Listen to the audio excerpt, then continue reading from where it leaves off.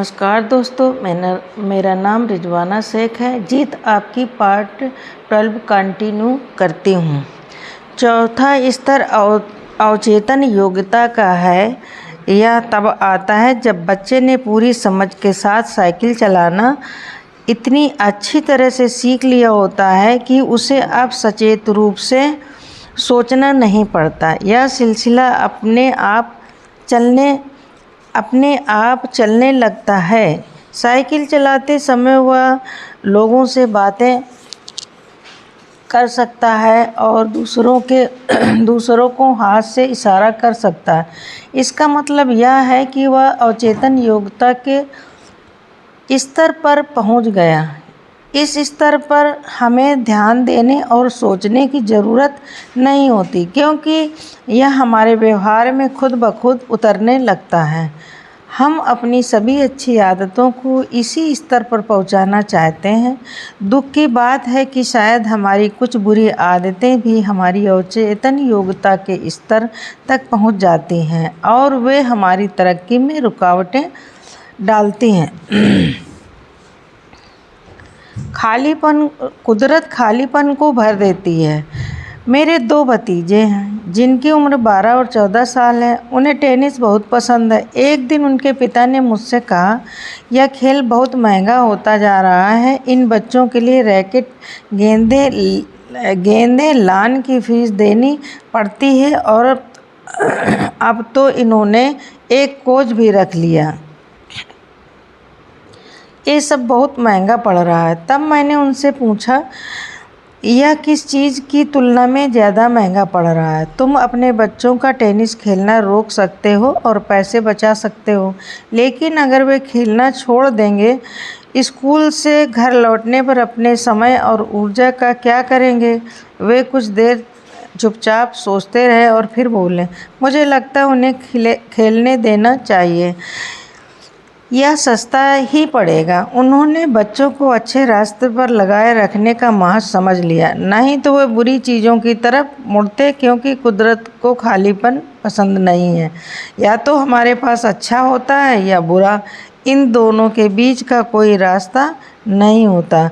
चरित्र का निर्माण करना एक आदत सी बन जाती है। अगर हम अपनी शख्सियत को खुशनुमा बनाना चाहते हैं तो हमें अपनी आदतों को गहराई से जांचना होगा। जो बात कभी कभी मौज मस्ती करने की वजह से शुरू होती है, वह एक स्थायी कमी बन जाती है। खुद से सवाल करें, क्या आप अपने काम की क्वालिटी को गिरने देते हैं? क्या आप गप मारना पसंद करते हैं? क्या ईर्ष्या और अहंकार आपके स्थायी साथी हैं? क्या दूसरों के मनोभाव को महसूस करने की क्षमता आप में है?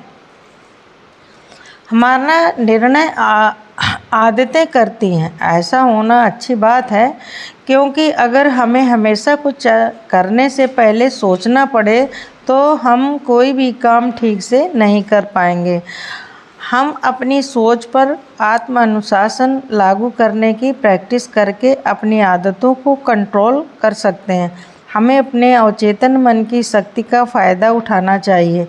हमें बचपन से ही अच्छी आदतें विकसित करनी चाहिए, ताकि बड़े होने पर वे हमारे अच्छे चरित्र का निर्माण कर सकें। वैसे इसकी शुरुआत करने में कभी देर नहीं होती। हर अच्छा या बुरा तजर्बा कुछ न कुछ फ़र्क पैदा करता है। नई आदतों को सीखने में समय लगता है, मगर अच्छी आदतें एक बार सीख ली जाएं तो जीवन को नए मायने देती हैं। आशावादी या निराशावादी होना भी एक आदत है। आदतों पर दुख और सुख का सिद्धांत लागू होता है। हम कोई काम या तो सुख पाने के लिए या दुख से बचने के लिए करते हैं। जब तक नफ़ा नुकसान से ज़्यादा होता है, तब तक हम उस आदत को जारी रखते हैं, मगर जब नुकसान नफ़े से ज़्यादा होने लगता है तो हम उस आदत को छोड़ देते हैं। मिसाल के तौर पर, जब डॉक्टर सिगरेट पीने वाले को सिगरेट पीने से मना करता है तो वह जवाब देता, मैं नहीं छोड़ सकता, यह एक आदत है जिसमें मुझे मज़ा आता है, और वह सिगरेट पीना जारी रखता है। यहाँ मज़ा दर्द से ज़्यादा है। और जब एक दिन वह एक खतरनाक बीमारी का शिकार हो जाता है जब डॉक्टर कहता है अगर आप जिंदा रहना चाहते हैं तो सिगरेट पीना इसी वक्त बंद कर दीजिए, और वह उसी समय सिगरेट पीना छोड़ देता है क्योंकि अब नुकसान नफ़े से ज़्यादा है। बदलाव का विरोध। जब लोग अपनी बुरी आदतों को पहचान लेते हैं तो उन्हें बदलते क्यों नहीं? उनके ना बदलने का कारण यह है कि वे जिम्मेदारी कबूल करने से इनकार करते हैं। अपनी आदतों को बनाए रखने में उन्हें मज़ा आता है।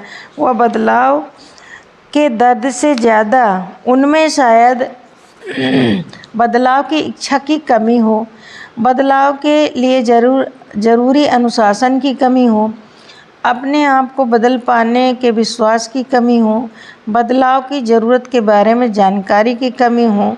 ये सारी बातें हमें बुरी आदतों से पीछा छुड़ाने से रोकती हैं। हम सबको एक चुनाव करने का हक है। हम बुरे व्यवहार को नज़रअंदाज करते हुए यह आशा कर सकते हैं कि इससे हमें खुद ब खुद छुटकारा मिल जाएगा। यह शुतुरमुर्ग का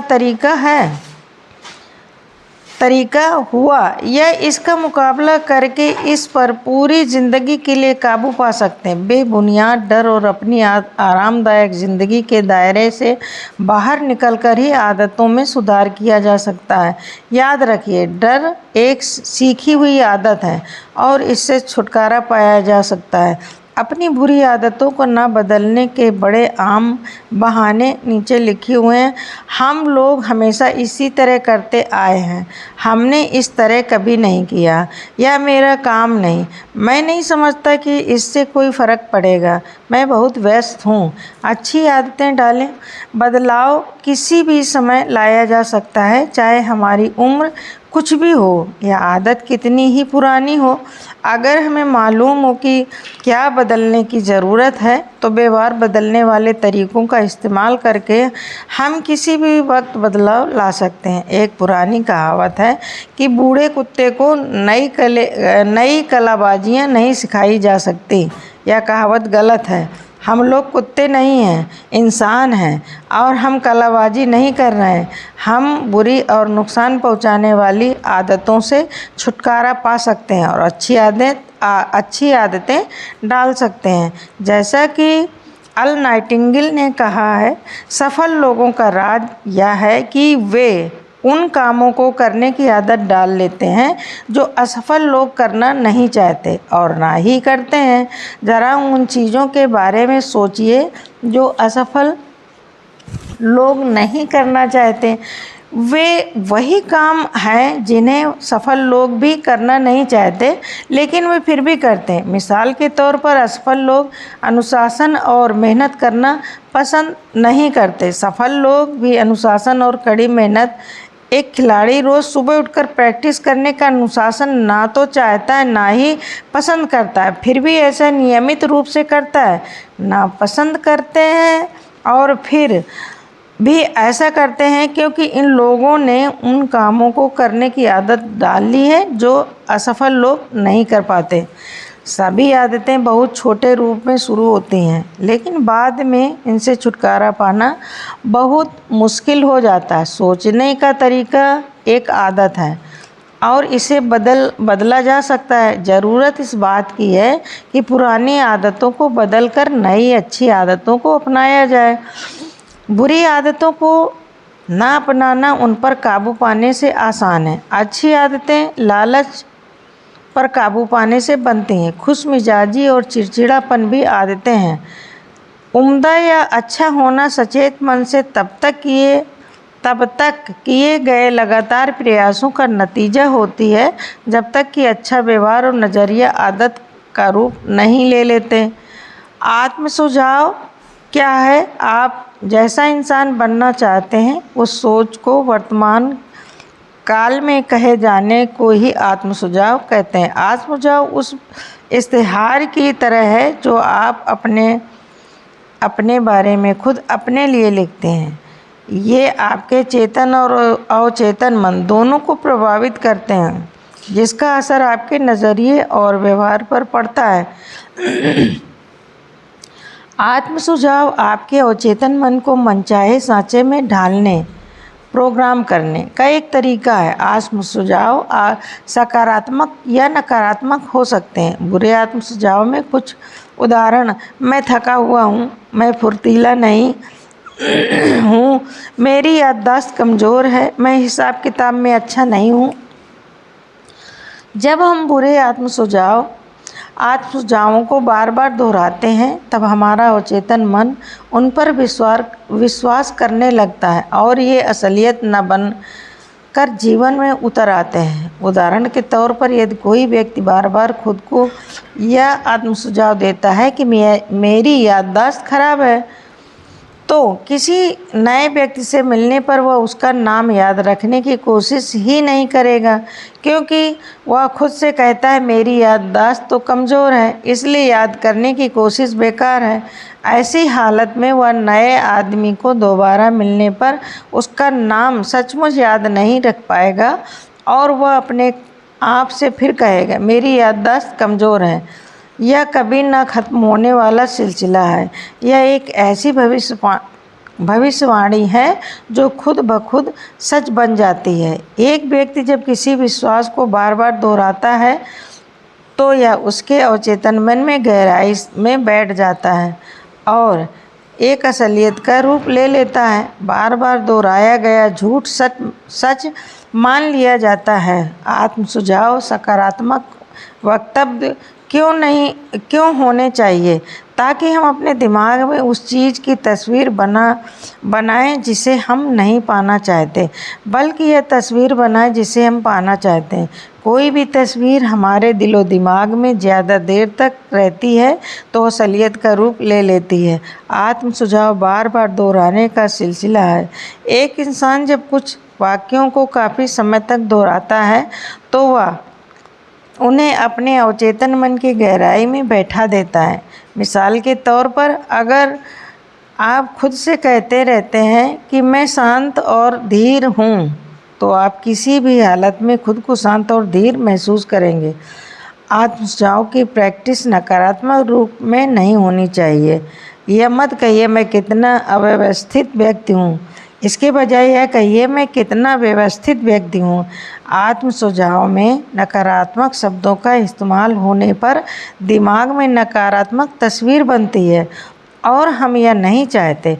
अगर मैं आपसे कहूँ नीले हाथी के बारे में मत सोचो, संभावना है कि आपके दिमाग में नीले हाथी की छवि फौरन उभर आएगी।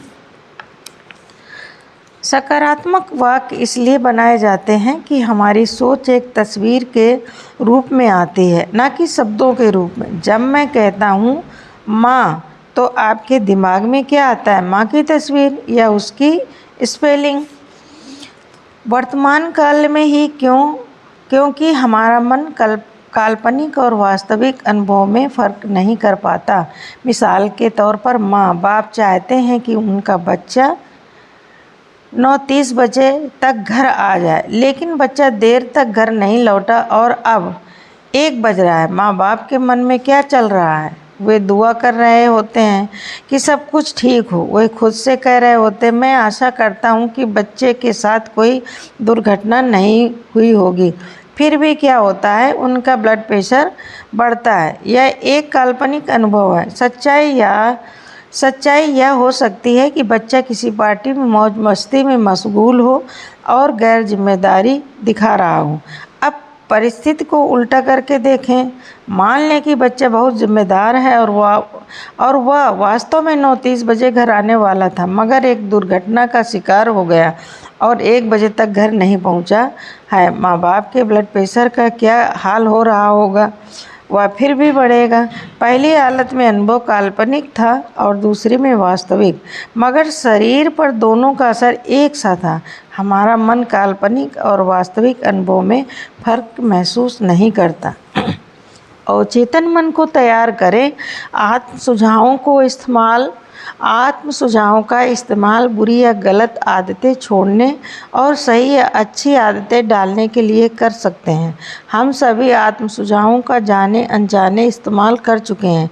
मिसाल के तौर पर आपको जब सुबह की फ़्लाइट पकड़नी होती है तो सोते वक्त आप खुद से कहते हैं मुझे सुबह 6 बजे उठना है, और आप सदा उठ ही जाते हैं, अक्सर अलार्म घड़ी के बजे बिना ही।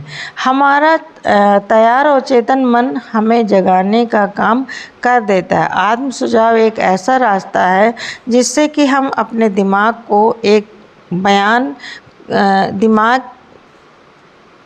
को एक बयान को हकीकत में बदलने के लिए प्रोग्राम करते हैं। आत्म सुझाव बार बार दोहराने का एक सिलसिला है जिसके द्वारा हम अपने अवचेतन मन को सकारात्मक सुझाव देते हैं जो वास्तविकता में बदल जाते हैं।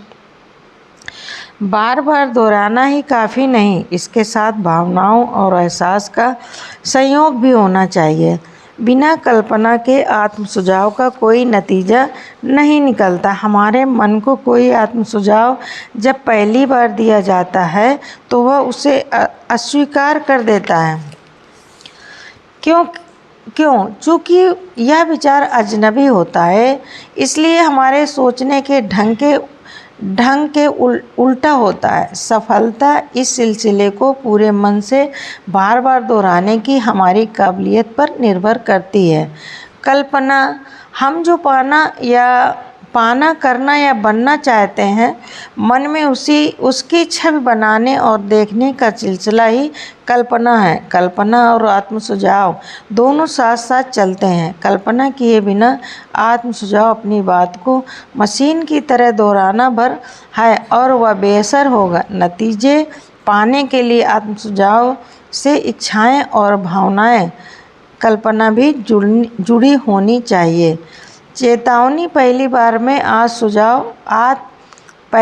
में आत्म सुझाव मन को स्वीकार नहीं भी हो सकता है, क्योंकि एक अजनबी विचार होता है। मिसाल के तौर पर, अगर पिछले कुछ सालों में मेरा विश्वास रहा है कि मेरी याददाश्त कमज़ोर है और अब अचानक मैं अपने आप से कहता हूँ मेरी याददाश्त बहुत अच्छी या तेज़ है, तो मेरा मन इसे स्वीकार नहीं करेगा और वह कहेगा तुम झूठे हो, तुम्हारी याददाश्त कमज़ोर है। क्योंकि आज तक मेरे दिमाग में यही बात बैठी हुई थी कि मेरी याददाश्त कमज़ोर है। मेरे मन को इसी पर विश्वास था। इस विचार को हटाने में 21 दिन लगेंगे। 21 दिन ही क्यों?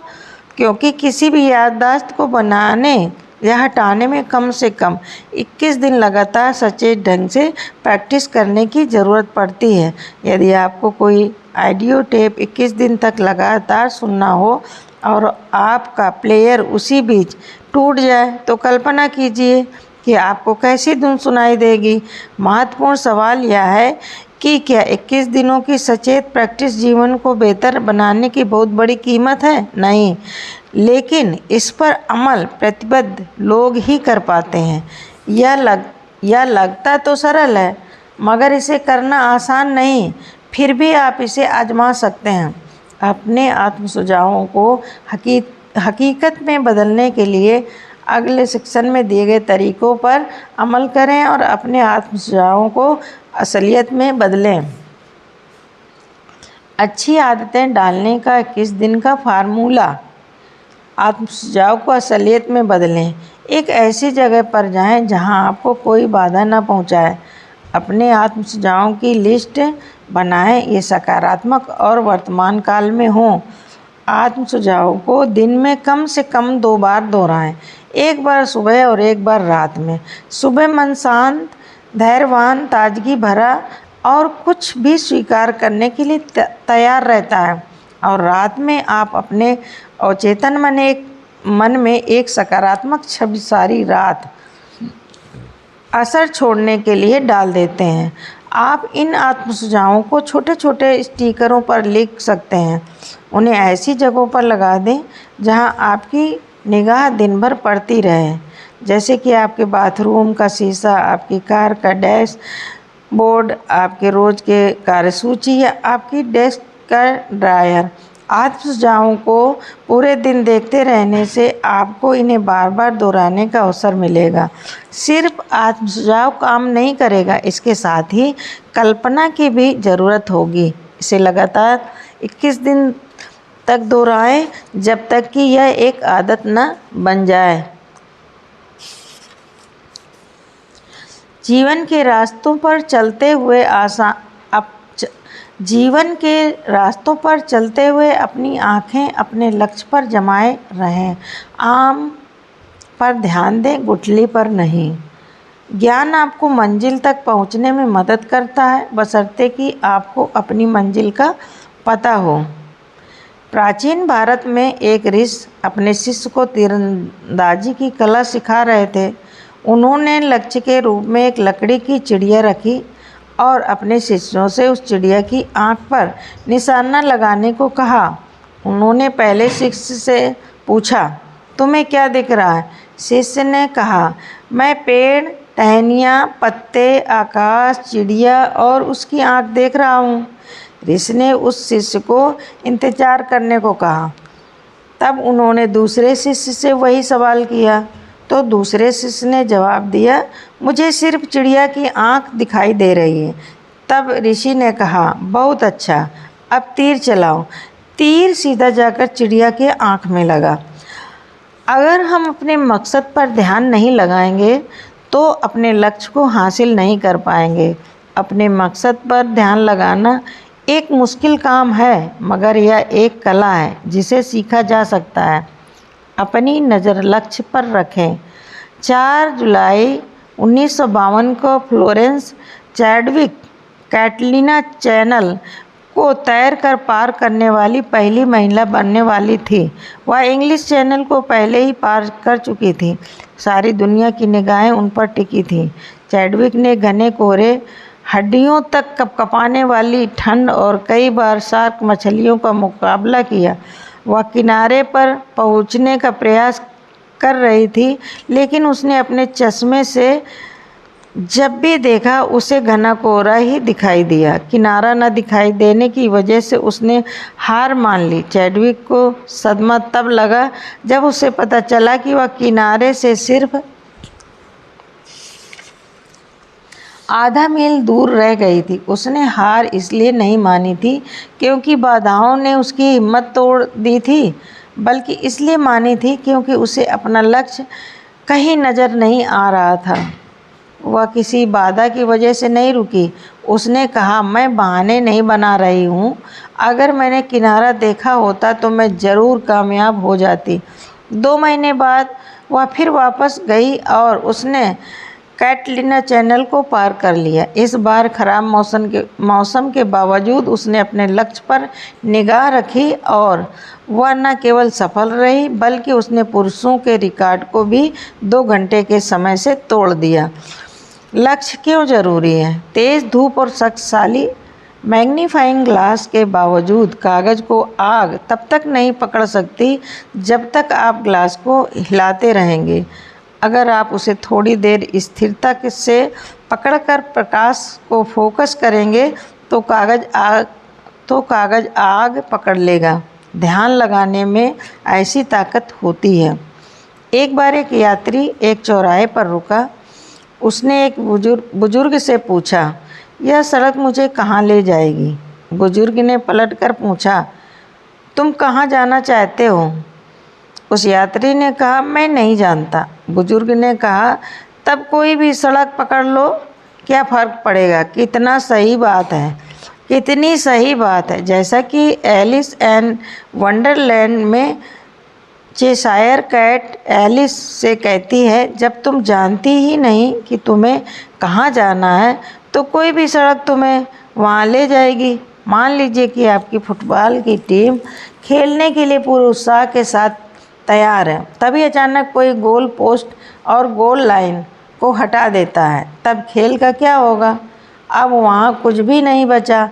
आप स्कोर कैसे रखेंगे? आप कैसे जानेंगे कि आप लक्ष्य तक पहुँच गए? बिना दिशा के उत्साह उसी जंगली आग की तरह है जिससे मायूसी ही मिलती है। लक्ष्य दिशा का एहसास कराते हैं।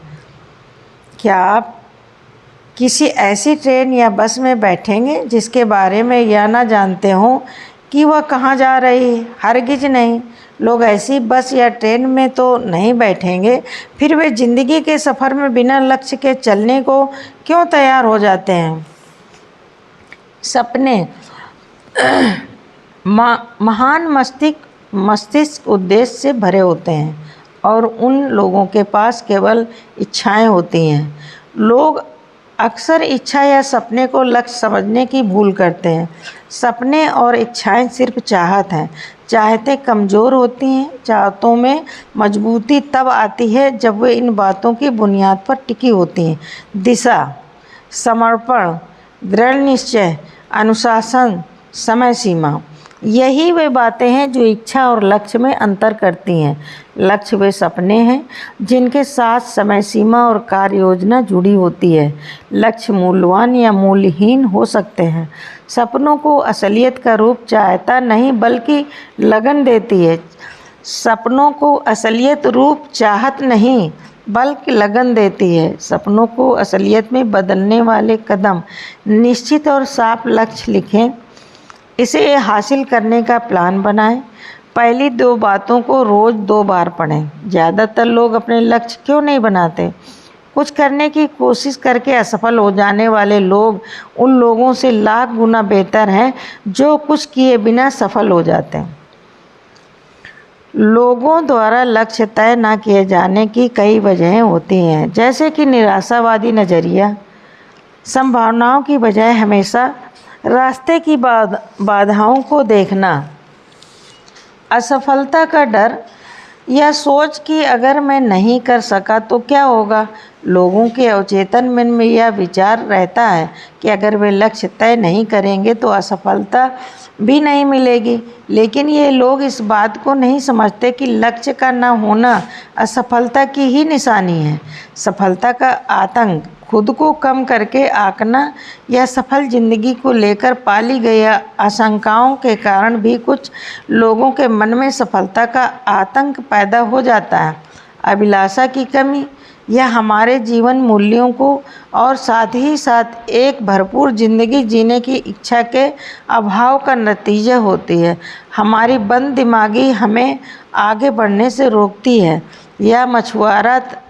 यह एक मछुआरा था जो जब भी कोई बड़ी मछली पकड़ता तो उसे वापस नदी में फेंक देता था और सिर्फ छोटी मछलियों को अपने पास रहने देता था। उसकी इस अजीब हरकत को देखने वाले एक आदमी ने उससे पूछा कि वह ऐसा क्यों कर रहा है। इस पर उस मछुआरे ने जवाब दिया, मेरी कड़ाई बहुत छोटी है। बहुत से लोग जीवन में सफलता इसलिए नहीं प्राप्त कर पाते कि वे उस मछुआरे की तरह छोटी कढ़ाई लेकर घूमते हैं। यही बददिमागी है। स्वीकार किए जाने का डर, इस बात की चिंता कि अगर मैं सफल नहीं हो पाया तो लोग क्या कहेंगे। टाल मटोल कभी न कभी तो मैं अपना लक्ष्य तय करूँगा। इस सोच में महत्वाकांक्षा की कमी होती है। घटिया दर्जे का आत्मसम्मान। इंसान अपनी अंदरूनी प्रेरणा से काम नहीं करता और उसके जीवन में प्रेरणा का अभाव होता है। लक्ष्य का महत्व न समझना, किसी ने उन्हें उसके बारे में सिखाया नहीं और उन लोगों ने कभी लक्ष्य के महत्व को समझा ही नहीं। लक्ष्य तय करने का तरीका न जानना। लोग लक्ष्य तय करने के तरीके को नहीं जानते।